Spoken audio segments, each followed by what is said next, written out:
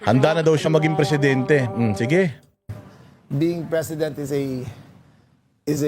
everyone's dream, but Gago, hindi. Kayo lang. Kayo lang may gusto ng ano, wag nyo kami idamay. Being president is everyone's dream. Ulul, kayo lang ang may gusto niyan kasi magnanakaw kayo.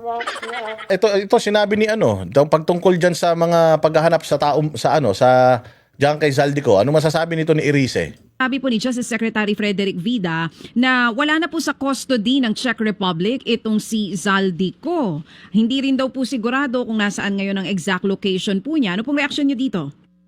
Hindi ko alam kung ano pong ginagawa ni Secretary Vida sa Czech Republic. Sapagkat ang pangunahing may tungkulin para malaman kung ano yung kalagayan ng sino mang Pilipino, yung konsulado ng ating bansa sa Czech Republic. Meron naman po yan. At kung may ganyang kontrobersiya, siguro po ang dapat na unang ginawa ng ating Pangulo bago nag-announce ay pina-check niya yung mga detalye sa... Bobo nga kasi. Bobo kasi si Bongbong. Kaya hindi niya ginawa yan. Oo. Pero okay, alam naman natin na bobo siya. Pero ang pinakamasaklap nito, bobo na siya, ayaw niya pang aminin na bobo siya. Kasi kung bobo siya, napaso siya, tapos inano nila, ang tawag dito, ni-retract nila. Mahilig naman sila mag-retract eh. Ni-retract nila, sabihin nila na, sorry, nagkamali tayo, kala natin nahuli na. Pero madulas talaga si Palos. Magaling talaga, kriminal talaga. Nahuli, tapos nakalabas din. Nahunan tayo. Pero ibig sabihin, palit na ng palit yung mundo niya. Alam mo yung mga ganun sana, di kahit papaano. Pero yung bobo ka na, tanga ka na. Tapos may bago ka pang katangahan na ginawa. Ano yun? Nagpadala ka ng delegasyon doon, gumastos ang pera ng taong bayan. Buti sana kung pera nila yan. Para sa isang trabaho na alam naman nilang walang kakawenta-kwenta. Kasi nga, sabi nga ni Erice at sinasabi na natin kanina pa, pwede naman kayong mag-utos sa ating mga tao na nandun doon na binabayaran na natin. Bakit kailangan nyo pang mag-field trip papunta dyan? Bobo eh. Consulate, sila yung may diplomatic relations at sila rin may responsibilidad sa sino mang Pilipino na naririyan. Kaya nga, kakatuwa talaga yung presence ni DOJ Secretary Vida dyan sa Czech Republic. At kaya nga nang nabanggit, hanggang ngayon hindi natin alam yung mga detalye sa pangyayari na yan. So you feel like, kagaya ng sinasabi ng iba, wala pong proper coordination bago nagkaroon ng anunsyo muna noon ng Pangulo tungkol po dito sa kung nasan talaga yung custody nitong si Zaldico? Tama po. Oo. Tama po, parang panic mode pag nababanggit na si Zaldico. Dahil alam nyo, sa totoo lang po, kahit wala naman si Congressman Zaldico, kung gusto lang nating malaman yung katotohanan tungkol dito sa pinakamalaking nakawan sa national budget at flood control. Tama yan. Kahit wala si Zaldico, nandiyan naman si Romualdez, yung amo ni Zaldico. Ikulong natin. Si Bongbong andyan din. Pinsan nyo nung amo ni Zaldico. Ikulong na rin natin. Tsaka kung talagang gusto nyo tong i-resolve, yung 18 Marines, ipatawag na yan sa Senado, sa Kongreso, kahit saan. Ipatawag na yan. Diba? Alamin na natin. Busisiin na natin yung mga ebidensyang hawak nila kasi hindi lang daw pictures, may mga videos pa daw at may mga pictures pa mismo na nire-receive yung mga pera na yan ng mga congressman. Kung talagang gusto natin, ano natin.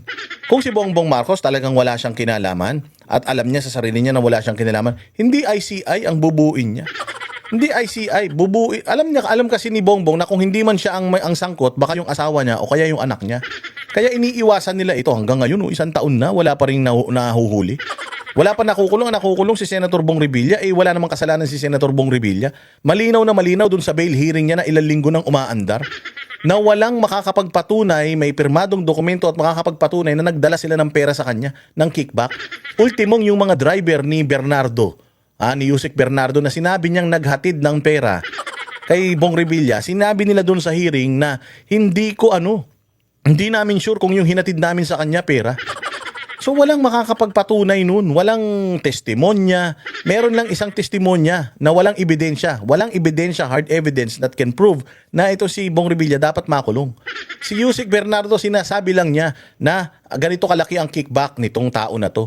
Pero wala siyang patunay na yung kickback na yan, ibinigay nga niya. Wala siyang patunay na ganun. Tapos sabi niya magbabalik daw siya, magre-restitute siya ng 1 billion. So ibig sabihin, ganun kalaki yung ninakaw ni Yusek Bernardo. So siya talaga yung criminal dyan. Sinong mag-activate sa kanya? Sinong popondo sa kanya? National government at saka yung mga insertion ng Congress.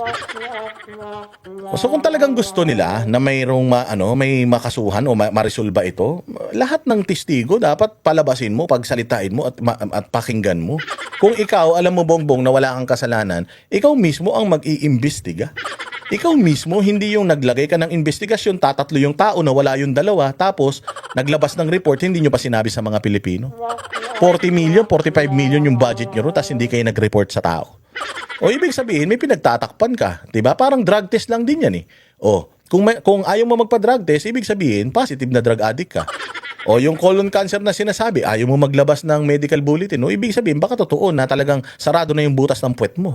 I mean, ganun lang naman kasimple yun eh. O tama yung logic ni ni Erice. Kung hindi ka nagsasalita, hindi ka nag-iimbestiga talaga, walang big fish na nakukulong, pinagtatakpan nyo. Narito po yung mga major players sa ating bansa. Alam niyo, nagpetition ako sa Supreme Court at kinwestiyon ko yung presence ng unprogrammed appropriations sa national budget. Lumalabas po doon sa pagsusuri ng mga maestrado ng Korte Suprema, yung 2023, 2024 at 2025 national budget, talagang ginastos yung mga unprogrammed appropriations kahit na hindi pa naman napapatunayan na merong karampatang pondo ito. At nakalagay na sumiti po sa Korte Suprema yung katakot-takot ng mga dokumento na nagpapatunay na na-release yung pondo ng mga unprogrammed appropriations na ang nakapirma lang ay si Secretary Mina Pangandaman ng DBM. Ito po ay dapat inaaprobahan ng Pangulo. At yung 2023 at 2024 national budget po, wala pong approval ang Pangulo na ilabas. At yung 2025 po, inalis na dun sa provision na kailangan pang pirmahan ng Pangulo. Kaya lahat po ng mga budget na yon, isa lang ang nagdesisyon sa pagpapalabas ni Secretary Mina Pangandaman. At ito po ay hindi na-question sa Senate Blue Ribbon Committee at nakita ko po na may talagang pagtatakip sa investigasyon, whether in the ICI at whether in the Blue Ribbon Committee. Talaga pong ayaw malaman ng Pangulo ang katotohanan. Ano po ulit? Ayaw malaman ng Pangulo ang katotohanan. Oo. Kumbaga, hindi na-inform ang Pangulo sa kung ano talaga yung nangyari. Yun po ba yung gusto niyo Kaya nga ipakahulugan doon? po, Oo. I doubt it that if they are really sincere in finding Saldico, Congressman Saldico. You're doubting if they are sincere in finding Zaldico. Sino po ang hindi Yes. sincero sa paghahanap kay Zaldico? The government. Di ba? Yan yung sinasabi ko sa inyo eh. Itong mga ganitong gawain ng gobyerno, wala ito. Puros kaek-ikan lang to.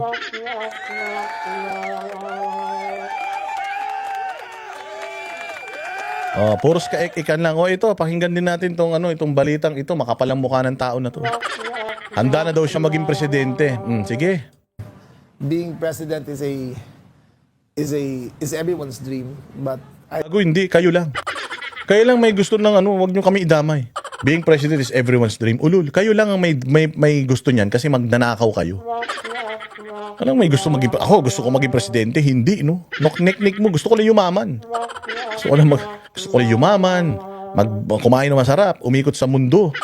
Yan ang gusto ko. Ang pangarap ko nga, mapahaba ko lang yung buhay ng mga magulang ko, mapaaral ko yung mga dapat kong paaralin, mga anak ko. Tapos mabili ko yung mga pangangailangan ko. Yun lang, simple lang naman kami.